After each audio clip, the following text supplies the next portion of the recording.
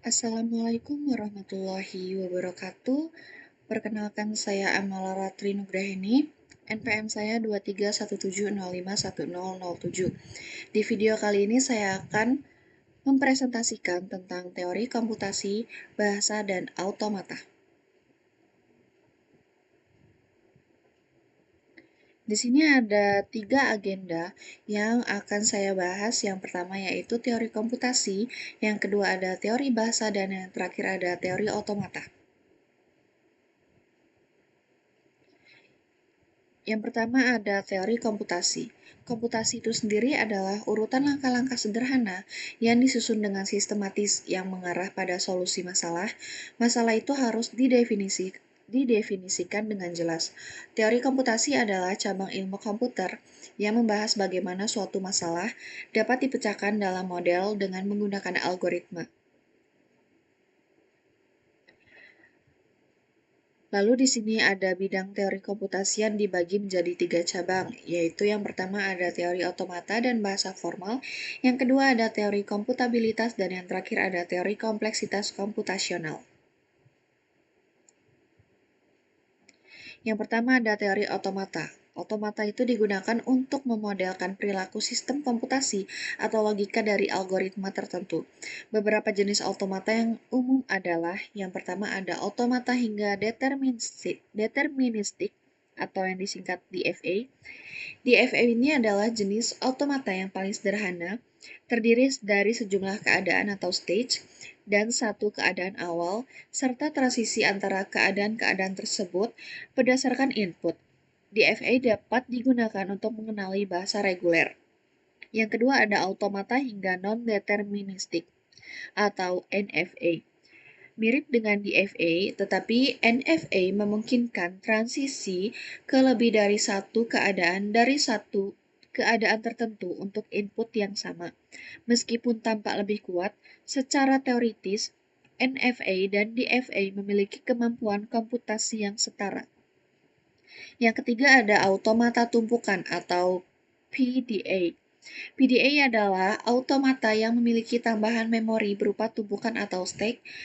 PDA digunakan untuk mengenali bahasa bebas konteks yang lebih kompleks daripada bahasa reguler. Yang terakhir ada mesin Turing. Mesin Turing itu sendiri adalah model komputasi yang lebih kuat dan dapat mensimulasikan komputer modern. Mesin Turing juga dapat digunakan untuk mengenali bahasa yang lebih kompleks daripada PDA, termasuk semua yang dapat dihitung. Lalu di sini ada bahasa formal. Bahasa formal adalah himpunan dari string-string yang dibentuk dari alfabet tertentu yang mengikuti aturan atau tata bahasa atau grammar tertentu. Bahasa formal digunakan untuk menggambarkan struktur data dan pemrograman. Yang pertama ada bahasa reguler. Bahasa yang dapat dikenali oleh DFA atau NFA. Contoh bahasa reguler adalah pola string yang dapat diekspresikan dengan ekspresi reguler. Yang kedua ada bahasa bebas konteks. Bahasa ini dapat dikenali oleh PDA dan dihasilkan oleh tata bahasa bebas konteks. Bahasa ini digunakan untuk menggambarkan struktur sintaksis dalam bahasa pemrograman. Yang ketiga ada bahasa sensitif konteks. Bahasa ini dapat dikenali oleh mesin linear bounded automaton yang merupakan variasi dari mesin Turing dengan memori yang dibatasi. Dan yang terakhir ada bahasa Turing. Bahasa Turing juga dapat dikenali oleh mesin Turing itu sendiri, mencakup semua bahasa yang dapat dihitung oleh algoritma.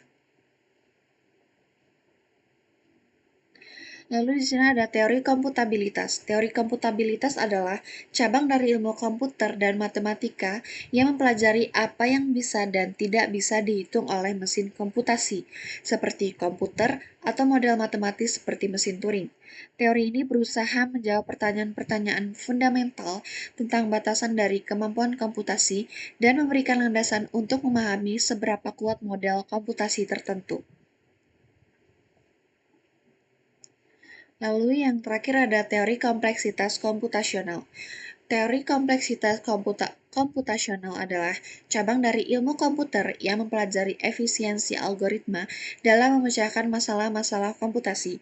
Fokus utamanya adalah memahami sumber daya yang diperlukan oleh algoritma, seperti waktu atau jumlah langkah komputasi dan ruang atau jumlah memori, dan mengklasifikasikan masalah berdasarkan seberapa sulit atau mudah mereka dapat dipecahkan dari satu sudut pandang komputasi. Lalu pokok bahasan yang kedua adalah teori bahasa. Tidak seperti bahasa alami manusia, bahasa komputer harus presisi, baik bentuk dan artinya harus ditentukan oleh tanpa ambiguitas sehingga pemrograman dan komputer dapat mengetahui apa yang seharusnya dilakukan suatu program. Gagasan besar dari suatu teori bahasa dimodelkan dengan suatu simbol-simbol yang mempresentasikan juga fungsi dari komputer digital. Teori bahasa juga diartikan sebagai langkah-langkah algoritmik dalam pemrosesan tata bahasa. Lalu pokok bahasan yang terakhir ada teori otomata. Secara garis besar, teori otomata adalah cabang ilmu yang mempelajari mesin abstrak yang disebut otomata yang digunakan untuk mengenali suatu bahasa formal. Teori otomata dalam bidang komputasi digunakan untuk pengenalan pola, merancang bahasa pemrograman, pemrosesan bahasa alami, dan kecerdasan buatan. Otomata itu terdiri dari sejumlah state atau keadaan kedudukan dan transisi antara stage tersebut. Lalu di sini ada contoh dari teori otomata. Mesin ini memiliki 6 stage, Q 0, Q 1, Q 2, Q 3, Q 4, dan Q 5. State awal itu Q 0, Q 3, dan Q 4 adalah state akhir. Sedangkan simbol input adalah A, D, U.